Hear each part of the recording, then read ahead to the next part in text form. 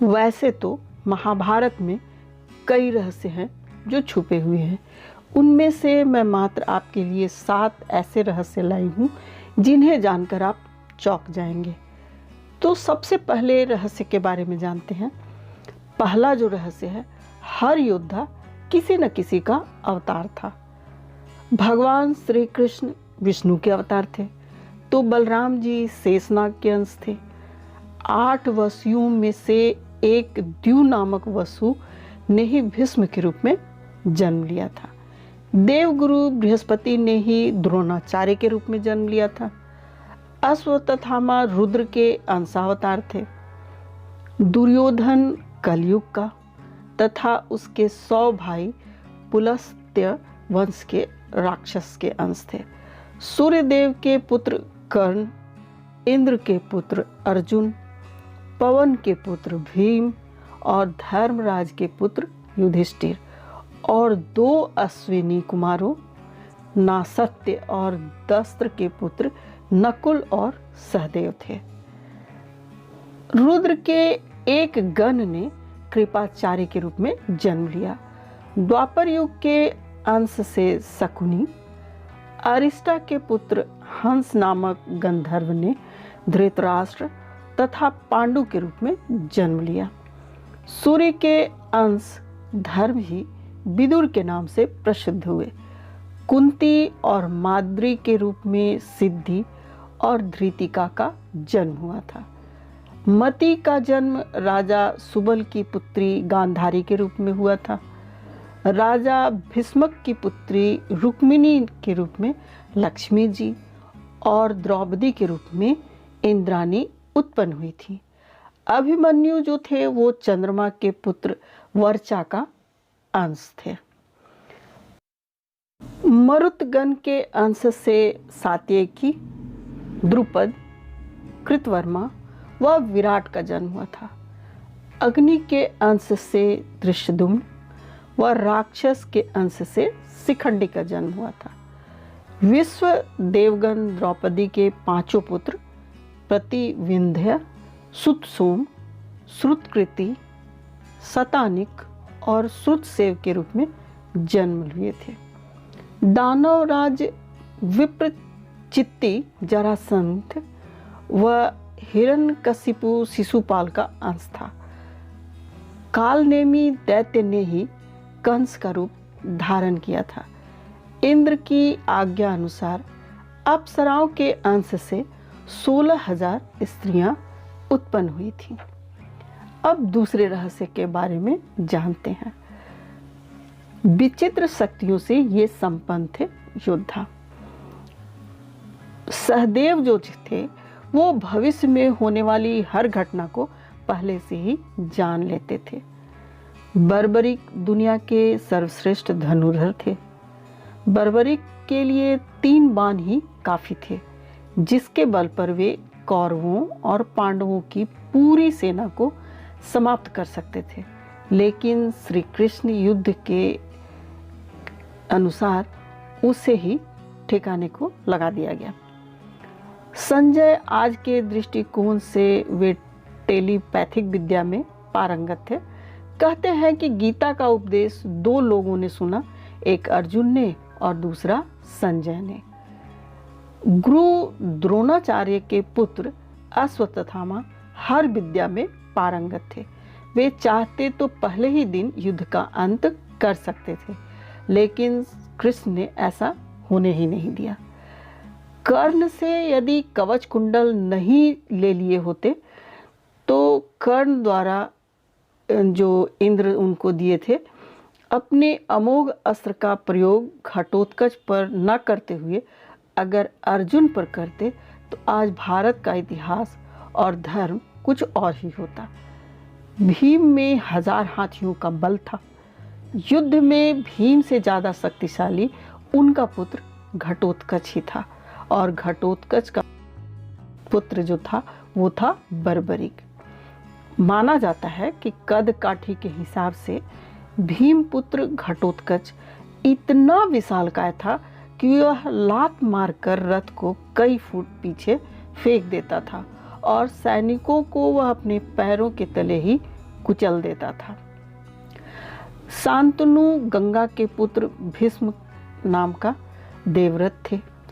उनको इच्छा मृत्यु का वरदान भी प्राप्त था। दुर्योधन जो था उसका शरीर वज्र के समान कठोर था, जिसे किसी धनुष या किसी हथियार से छेदा नहीं जा सकता था, लेकिन उसकी जांघ श्री कृष्ण के छल के कारण नेचुरल रह गई, प्राकृतिक रह गई थी। जरासंध का शरीर 2 फाड़ करने के बाद पुनः जुड़ जाता था। तब श्री कृष्ण ने भीम को इशारों में समझाया कि 2 फाड़ करने के बाद फाड़ को एक दूसरे के विपरीत दिशा में फेंक दिया जाए, और भीम ने वही किया। तीसरा रहस्य, महाभारत में न तो कौरवों ने युद्ध लड़ा और न ही पांडवों ने। आपको यह जानकर आश्चर्य होगा कि महाभारत में न तो कौरवों ने युद्ध लड़ा और न ही पांडवों ने। कौरव अपने आप को कुरु वंश का कहते थे और कुरु वंश के अंतिम योद्धा भीष्म ही थे। धृतराष्ट्र के पुत्र कौरव और पांडु के पुत्र पांडव कहलाए, जबकि पांडु का कोई पुत्र था ही नहीं। पांडु पत्नी कुंती और माद्री ने देवताओं का आवाहन किया था, जिससे उन्हें 5 पुत्र उत्पन्न हुए थे। दूसरी ओर 100 कौरवों का जन्म वेद व्यास की कृपा से हुआ था। यह भी विदित हो, वेद व्यास के पिता की कृपा से ही अंबिका से धृतराष्ट्र और अंबालिका से पांडु का जन्म हुआ था, जबकि एक दासी से विदुर का जन्म हुआ था। अब चौथा रहस्य, रहस्यमय जन्म। महाभारत में किसी भी व्यक्ति का सामान्य रूप से जन्म नहीं हुआ था। श्री कृष्ण का जन्म जहाँ कारावास में बहुत कठिन परिस्थितियों में हुआ, वहीं उससे पूर्व भीष्म का जन्म गंगा के शर्त के उल्लंघन स्वरूप हुआ, और भीष्म ने जब ब्रह्मचर्य की प्रतिज्ञा ली तो वंश को आगे बढ़ाने का संकट उत्पन्न हो गया। शांतनु की दूसरी पत्नी सत्यवती के 2 हुए। दोनों ही पुत्रों में से उन्हें जीवित बचे विचित्र वीर की 2 पत्नियां अंबिका और अंबालिका ने निगोद द्वारा अंबिका से धृतराष्ट्र और अंबालिका से पांडु और दासी से विदुर का जन्म हुआ। इसी तरह धृतराष्ट्र और पांडु को जब कोई पुत्र उत्पन्न नहीं हुआ तो फिर यही वेद व्यास को बुलाया गया। अब आप ही सोचिए, इन्हीं 2 पुत्रों में से एक धृतराष्ट्र के यहाँ कोई पुत्र नहीं हुआ, तो वेद व्यास की कृपा से ही 99 पुत्र और 1 पुत्री का जन्म हुआ। दूसरी ओर पांडु की दोनों पत्नियां कुंती और माद्री थी। दोनों में से ही पांडु पुत्र उत्पन्न नहीं कर सके। तब कुंती ने क्रमशः धर्मराज, इंद्र और पवन देव का आवाहन किया, तो युधिष्ठिर, अर्जुन और भीम उत्पन्न हुए। उसी तरह माद्री ने 2 अश्विनी कुमारों का आवाहन किया, उनसे नकुल और सहदेव हुए। इसी तरह द्रौपदी के जन्म का भी एक रहस्य है। कहते हैं कि उनका असली नाम यज्ञसेनी है। यज्ञसेनी इसलिए कि वो यज्ञ से उत्पन्न हुई थी। द्रौपदी नामक महाराज द्रुपद के पुत्री होने के कारण उनका यह नाम पड़ गया। इसी तरह गौतम ऋषि के पुत्र सरद्वान और सरद्वान के पुत्र कृपाचार्य का जन्म भी एक रहस्य ही है। कृपाचार्य की माता का नाम नामपदी और नामपदी एक देव कन्या थी। इंद्र ने सरद्वान को साधना से डिगाने के लिए नामपदी को भेजा था। देवकन्या नामपदी के सौंदर्य के प्रभाव से सरद्वान इतने काम पीड़ित हो गए कि उनका वीर जो है स्खलित होकर एक सरकंडे पर गिर पड़ा और वह सरकंडा 2 भागों में विभक्त हो गया, जिसमें से एक भाग से कृप नामक बालक उत्पन्न हुआ और दूसरे भाग से कृपि नामक कन्या उत्पन्न हुई, और यह कृप ही कृपाचार्य कहलाए। महर्षि भारद्वाज मुनि का वीर्य किसी द्रोणी यानी यज्ञ कलश अथवा पर्वत की गुफा में स्खलित होने से जिस पुत्र का जन्म हुआ उसे द्रोण कहा गया। ऐसा भी उल्लेख मिलता है कि भारद्वाज ने गंगा में स्नान करती हुई घृताची को देखा और भारद्वाज ने गंगा में स्नान करती घृताची को देखने के बाद इतने आसक्त हो गए जिससे उनके वीर्य का स्खलन हो गया, जिसे उन्होंने द्रोण यानी यज्ञ कलश में रख दिया। बाद में उससे उत्पन्न बालक द्रोण कहलाया। 5वां रहस्य, महाभारत में ये रिश्ते उलझे हुए थे। महाभारत में द्रौपदी ही एकमात्र ऐसी स्त्री थी जिसने 5 पुरुषों को अपना पति बनाया था। महाभारत में भगवान श्री कृष्ण के सखा थे अर्जुन, लेकिन अर्जुन ने जब श्री कृष्ण की बहन से विवाह किया तो वे उनके जीजा भी बन गए। श्री कृष्ण का अर्जुन से ही नहीं बल्कि दुर्योधन से भी करीबी रिश्ता था। कृष्ण और जामवंती के पुत्र सांब ने दुर्योधन की पुत्री लक्ष्मणा से विवाह किया था। इस तरह दुर्योधन और श्री कृष्ण दोनों एक दूसरे के समधी भी थे। अर्जुन और सुभद्रा के पुत्र अभिमन्यु की पत्नी वात्सला बलराम की बेटी थी। अभिमन्यु का एक विवाह महाराज विराट की पुत्री उत्तरा से भी हुआ था। भगवान श्री कृष्ण की 8 पत्नियों में से एक अवंती के राजा जयसेन की बेटी मित्रविंदा थी और पौराणिक मान्यता के अनुसार मित्रविंदा उनकी बुआ की बेटी थी। अब जानते हैं छठे रहस्य के बारे में। ऐसी मान्यता है कि महाभारत के युद्ध में मारे गए सभी सूरवीर जैसे भीष्म, द्रोणाचार्य, दुर्योधन, अभिमन्यु, द्रौपदी के पुत्र कर्ण, शिखंडी आदि एक रात के लिए पुनर्जीवित हुए थे। यह घटना महाभारत युद्ध खत्म होने के 15 साल बाद घटित हुआ। यह उस समय की बात है जब धृतराष्ट्र, कुंती, विदुर, गांधारी और संजय वन में रहते थे। वहाँ विदुर जी के प्राण त्यागने के बाद धृतराष्ट्र के आश्रम में महर्षि वेदव्यास आए। महर्षि वेदव्यास ने धृतराष्ट्र, गांधारी और कुंती से कहा कि आज मैं तुम्हें अपनी तपस्या का प्रभाव दिखाऊंगा, तुम्हारी जो इच्छा है वह मांग लो। तब धृतराष्ट्र और गांधारी ने युद्ध में मृत अपने पुत्रों और कुंती ने कर्ण को देखने की इच्छा प्रकट की। द्रौपदी आदि ने कहा कि वे भी अपने परिजनों को देखना चाहते हैं। महर्षि वेदव्यास ने कहा ऐसा ही होगा। महर्षि वेदव्यास के कहने पर सभी गंगा के तट पर एकत्रित हो गए और रात होने का इंतजार करने लगे। रात होने पर महर्षि वेदव्यास ने गंगा नदी में प्रवेश किया और पांडव और कौरव के पक्ष के जितने भी मृत योद्धा थे उनका आवाहन किया। थोड़ी देर में सभी योद्धा प्रकट हो गए। महर्षि वेदव्यास ने धृतराष्ट्र और गांधारी को दिव्य नेत्र प्रदान किए। अपने मृत परिजन को देखकर सभी के मन में हर्ष छा गया। सारी रात अपने मृत परिजनों के साथ बिताकर सभी के मन में संतोष हुआ। अपने मृत पुत्र, भाई, पतियों और अन्य संबंधियों से मिलकर सभी का संताप दूर हो गया। इस प्रकार वह अद्भुत रात भी समाप्त हो गई। अब जानते हैं 7वें रहस्य के बारे में।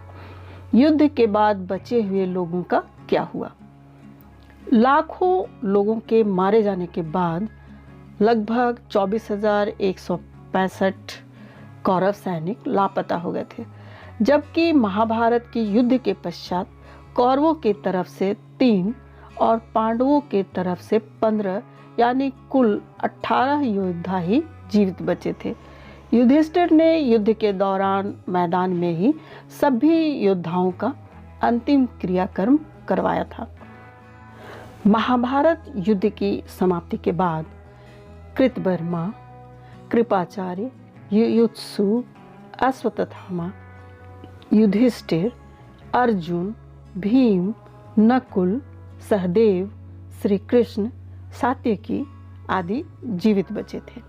इसके अलावा धृतराष्ट्र, द्रौपदी, गांधारी, विदुर, संजय, बलराम, श्री कृष्ण की पत्नियां आदि भी जीवित थे। युद्ध के बाद श्राप के चलते श्री कृष्ण के कुल में भी आपसी युद्ध शुरू हुआ, जिसमें श्री कृष्ण के पुत्र आदि सभी मारे गए। बलराम ने यह देखकर समुद्र के किनारे जाकर समाधि ले ली। श्री कृष्ण को प्रभास क्षेत्र में एक बहेलिये ने पैर में तीर मार दिया, जिसके कारण उन्होंने देह को त्याग दी। कृष्ण कुल का एकमात्र पुरुष ब्रिज बचा था। धृतराष्ट्र और गांधारी ने पांडवों के साथ रहते रहते 15 साल गुजार दिए। तब एक दिन भीम ने धृतराष्ट्र और गांधारी के सामने कुछ ऐसी बातें कह दी जिसे सुनकर उनके मन में बहुत शोक हुआ। दोनों वन में चले गए। उनके साथ गांधारी, कुंती, विदुर और संजय भी वन में रहकर तप करने लगे। विदुर और संजय इनकी सेवा में लगे रहते और तपस्या भी किया करते थे। एक दिन युधिष्ठिर के वन में पधारने के बाद विदुर ने देह छोड़कर अपने प्राणों को युधिष्ठिर में समा दिया। फिर दूसरे दिन जब धृतराष्ट्र और अन्य गंगा स्नान कर आश्रम आ रहे थे, तभी वन में भयंकर आग लग गई। दुर्बलता के कारण धृतराष्ट्र, गांधारी व कुंती भागने में असमर्थ थे। इसलिए उन्होंने उसी अग्नि में प्राण त्यागने का विचार किया और वहीं एकाग्रचित्त होकर बैठ गए। इस प्रकार धृतराष्ट्र, गांधारी और कुंती ने अपने प्राण त्याग दिए। संजय ने यह बात तपस्वियों को बताई और वे स्वयं हिमालय पर तपस्या करने चले गए। धृतराष्ट्र, गांधारी और कुंती के मृत्यु का समाचार जब महल में फैला तो हाहाकार मच गया। तब देव ऋषि नारद ने उन्हें धैर्य बंधाया। युधिष्ठिर ने विधि पूर्वक सभी का श्राद्ध कर्म करवाया और दान दक्षिणा देकर उनकी आत्मा की शांति के लिए संस्कार किए।